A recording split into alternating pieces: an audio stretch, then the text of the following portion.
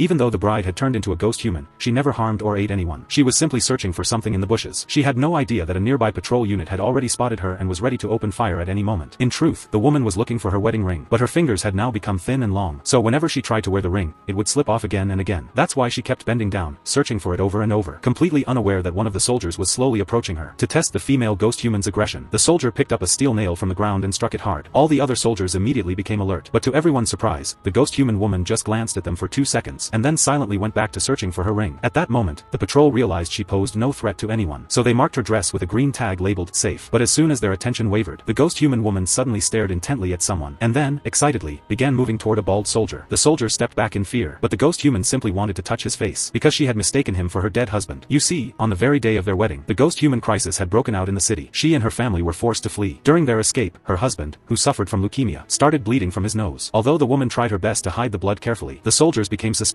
Without asking a single question, they seized the man. No matter how much the woman pleaded or tried to explain, the soldiers didn't care. They followed the principle of not letting even one mistake slip through. In the end, they ruthlessly shot the man dead. The woman wasn't even allowed to go near him. The last thing she saw of her husband was his bald head. A few days later, she too became infected and turned into a ghost human. All that remained in her memory was the image of her husband's bald head. So when she saw that bald soldier, she became overwhelmed with emotion, and began to follow him.